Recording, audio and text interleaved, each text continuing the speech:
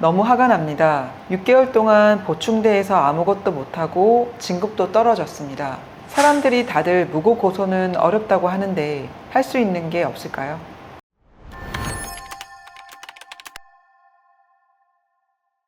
흔히들 무고죄 고소는 어렵다고 합니다. 맞는 말이에요. 무고죄 입증을 고소인 측에서 해야 하는데 성범죄의 경우 보통 두 사람만 있는 자리에서 있었던 일이기 때문에 상대방의 말이 거짓이라는 것을 객관적으로 입증하기 어려운 것이 현실이에요. 하지만 CCTV 영상이라든지 두 사람 사이의 대화 녹음 파일, 사건 직후 이루어진 카톡 대화 내용에서 최초 고소 내용과 반대되는 것이 있다면 무고죄 입증이 훨씬 용이하죠. 무고죄가 인정되기 위한 요건이 있나요? 세 가지입니다. 허위사실을 신고했던 것이어야 하고, 다른 사람을 형사 또는 징계 처분 받게 할 목적이 있어야 하고, 경찰이나 검찰 등 공무소에 신고를 해야 해요. 군인, 군무원의 경우 감찰이나 법무, 양성평등 계통으로 신고한 것도 포함이 됩니다. 이 세 가지 요건 중에서 허위사실인지가 관건인데요.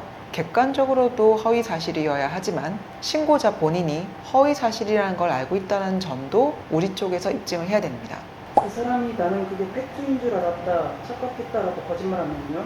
그 부분 때문에 무고죄 입증이 어려운 것인데요. 상대방이 그게 팩트인 줄 알았다고 하는 것이 무엇을 근거로 했는지가 관건이에요. 만약 상대방이 아무런 근거 없이 아니면 말고 식으로 고소를 했다면 그건 무고에 해당하죠. 법원은 진실이라는 확신 없이 신고한 경우도 허위사실을 신고했다고 봅니다. 이렇게 기소되기까지가 힘들지만 기소 이후에 법원에서 유죄로 판단하면 보통 무고 사건의 경우는 집행유예 없이 실형이 선고가 돼요. 성범죄 사건 무고는 특히 일반 무고죄보다 더 엄격하게 처벌하는 추세입니다. 무고의 피해자는 무고의 상대방, 국가, 그리고 진정한 범죄 피해자들이에요. 성범죄 사건의 경우 무고 상대방이 받는 불이익이 어마어마하죠. 상대방은 자신의 결백을 밝히는 게 쉽지 않고 천신만고 끝에 결백이 밝혀지더라도 이미 보직해임 되었거나 진급심사에서 누락되는 등 회복할 수 없는 피해를 입는 경우가 많습니다. 그래서 성범죄 무고는 더욱 엄중히 처벌되어야 할 필요가 있어요. 국가 수사 인력도 낭비가 되는 거죠. 정말 범죄자를 찾고 수사를 해야 하는 경찰이 누군가의 거짓말로 귀한 업무 시간을 할애하는 거잖아요. 법정만 하더라도 판사님 3분, 법원 서기님, 속기사님, 서기관님, 경위님, 공판검사 이렇게 많은 인력이 투입이 되는데 함부로 누군가를 고소해서는 안 됩니다. 성범죄 고소한 상대방도 고소할 수 있나요? 고소는 할 수 있지만 실제 형사처벌을 받게 하는 그 과정이 쉽진 않아요. 경찰이 알아서 증거를 수집해주지는 않거든요.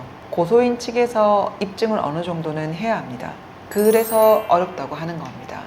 무고범죄의 세 번째 피해자는 진정한 피해자들이라고 했잖아요. 그게 무슨 말이에요? 무고 범죄가 늘어날수록 진정한 범죄의 피해자들, 이분들 진술의 신빙성이 의심을 받기 때문입니다. 일부 여성단체에서는 성범죄로 신고한 경우 무고로 처벌해서는 안 된다는 주장들을 하시는데 저는 생각이 달라요. 여성단체가 보호해야 할 사람들은 진정한 피해자들이죠. 오히려 무고 근절을 위해서 힘을 합쳐주셔야 하지 않을까 하는 생각입니다. 일부 악의를 가지고 합의금이나 기타 다른 목적으로 성범죄 무고를 하는 사람들 때문에 진짜 피해자들도 진실을 밝히지 못하고 무고 아니야? 돈을 노리고 그러는 거 아니야? 라는 오해를 받게 되는 것이죠. 무고는 반드시 근절되어야 합니다.